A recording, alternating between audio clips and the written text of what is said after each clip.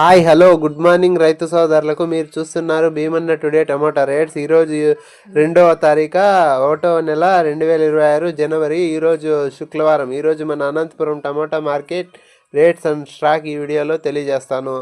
ఇక ముందుగా మన వీడియో చూస్తున్న వాళ్ళు ఒక లైక్ ఇవ్వండి. మీరు ఒక లైక్ చేయడం వల్ల 10 మందికి వీడియో రికమెండేషన్ అవుతుంది.